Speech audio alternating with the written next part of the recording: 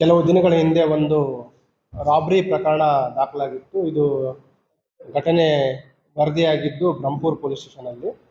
ಅದರಲ್ಲಿ ನಮ್ಮ ಏನು ಆರ್ಚಿಡ್ ಮಾಲ್ ಇದೆ, ಆರ್ಚಿಡ್ ಮಾಲ್ ಹಿಂದುಗಡೆ ಒಬ್ಬ ನಿಯರ್ಲಿ 60 ಇಯರ್ಸ್ ಅವರು ಬೈಕ್ ಮೇಲೆ ಹೋಗ್ತಾ ಇರಬೇಕಾದ್ರೆ ಅವರನ್ನು ಅಡ್ಡಗಟ್ಟಿ ಅವ್ರ ಮೇಲೆ ಮಾರಣಾಂತಿಕ ಹಲ್ಲೆ ಮಾಡಿ ಅವ್ರ ಕಾಲುಗಳ ಮೇಲೆ ಕಲ್ಲನ್ನು ಎತ್ತಿ ಹಾಕಿ ಅವರಲ್ಲಿರುವ ಮೊಬೈಲ್ ಮತ್ತು ಹಣ ದೋಚಿಕೊಂಡು ಹೋಗಿರೋದ್ರ ಬಗ್ಗೆ ದೂರೆಲ್ಲ ಬರುತ್ತೆ.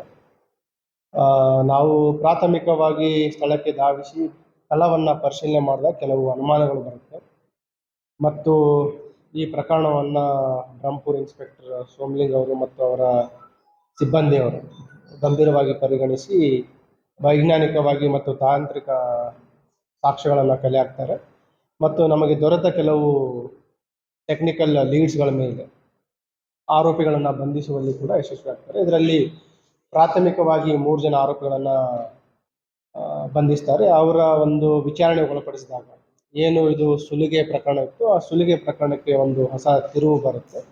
ಇದು ದರೋಡೆ ಮಾಡಲಿಕ್ಕೆ ಆಗಿರುವಂಥ ಪ್ರಕರಣ ಅಲ್ಲ ಮತ್ತು ಏನು ವೈಯಕ್ತಿಕವಾಗಿ ಒಂದು ಸುಪಾರಿ ರೀತಿಯಿಂದ ಹಲ್ಲೆ ಮಾಡಿರುವಂಥ, ಸುಪಾರಿ ಪಡೆದುಕೊಂಡು ಹಲ್ಲೆ ಮಾಡಿರುವಂಥ ಮಾಹಿತಿ ತನಿಖೆಯಿಂದ ಹೊರಬರುತ್ತೆ.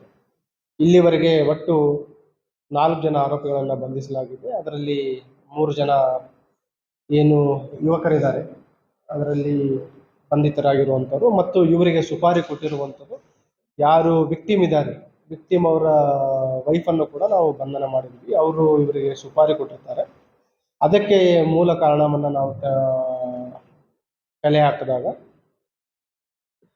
ಏನು ಇಂಜೂರ್ಡ್ ಇದ್ದಾರೆ, ವಿಕ್ಟಿಮ್ ಏನಿದ್ದಾರೆ ಅವರು ಅನೈತಿಕ ಸಂಬಂಧ ಇದೆ ಅನ್ನೋ ಒಂದು ರೀತಿಯಲ್ಲಿ ಇವರಿಗೆ ಅನುಮಾನ ಬಂದು ಅವರನ್ನು ಹೇಗಾದರೂ ಮಾಡಿ ಮನೆಯಲ್ಲೇ ಇಟ್ಕೋಬೇಕು ಅಂತ ಹೇಳಿ ಇವರಿಗೆ ಸುಪಾರಿ ಕೊಡ್ತಾರೆ. 5 lakh rupees ಈಗ ಸುಪಾರಿ ಮಾತಾಡಿರ್ತಾರೆ. ಅಡ್ವಾನ್ಸ್ ಆಗಿ 50,000 ದುಡ್ಡನ್ನು ನೀಡಿರ್ತಾರೆ ಮತ್ತು ಇವರಿಗೆ ಯಾವುದೇ ರೀತಿಯ ಪ್ರಾಣಕ್ಕೆ ಅಪಾಯ ಆಗಬಾರ್ದು, ಮನೆಯಲ್ಲಿ ಇರುವ ರೀತಿ ಅವ್ರ ಕಾಲ ಮೇಲೆ ಗಾಯ ಮಾಡಿ ಅಂತ ಹೇಳಿರ್ತಾರೆ. ಅದೇ ಒಂದು ಹಿನ್ನೆಲೆಯಲ್ಲಿ 2 ಕಾಲುಗಳ ಮೇಲೆ ಕಲ್ಲನ್ನು ಎತ್ತಿ ಹಾಕಿ ನಡೆಸಿರುವಂಥ ಈ ಒಂದು ಘಟನೆ. ಈ ಹಿನ್ನೆಲೆಯಲ್ಲಿ ಯಾರು ಸುಪಾರಿ ನೀಡಿದ್ರು ಅವರನ್ನು ಮತ್ತು ಸುಪಾರಿ ಪಡೆದಂಥ 3 ಜನ ಆರೋಪಿಗಳನ್ನು, ಒಟ್ಟು 4 ಜನ ಆರೋಪಿಗಳನ್ನು ಬಂಧಿಸಲು ಯಶಸ್ವಿಯಾಗಿದ್ದಾರೆ. ಮತ್ತು ಇದೊಂಥರ ಗಂಭೀರವಾದ ವಿಚಾರ ಆಗಿತ್ತು. ಯಾಕಂತಂದರೆ ಕೆಲವು ಸ್ಥಳೀಯರು ಅಲ್ಲಿ ತುಂಬ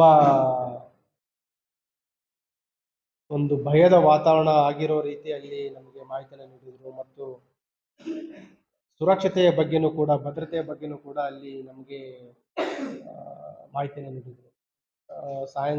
ಸಂಜೆ ಅರೌಂಡ್ 10:15 ಈ ರೀತಿ ಇನ್ಸಿಡೆಂಟ್ ಆದರೆ ಏನು ಅನ್ನೋ ರೀತಿ ಕೆಲವರು ನಮಗೆ ಹೇಳಿದರು. ಆ ಹಿನ್ನೆಲೆಯಲ್ಲಿ ಈ ಪ್ರಕರಣವನ್ನು ಗಂಭೀರವಾಗಿ ಪರಿಗಣಿಸಿಕೊಂಡಿದ್ದೀವಿ ಮತ್ತು ಏನು ಪ್ರಕರಣ ಭೇದಿಸಿದ್ದಾರೆ ನಮ್ಮ ಎಲ್ಲ ಅಧಿಕಾರಿ ಸಿಬ್ಬಂದಿಯವರಿಗೆ ನಾನು ಅಭಿನಂದನೆ ಸಲ್ಲಿಸ್ತಾ ಇದ್ದೀನಿ.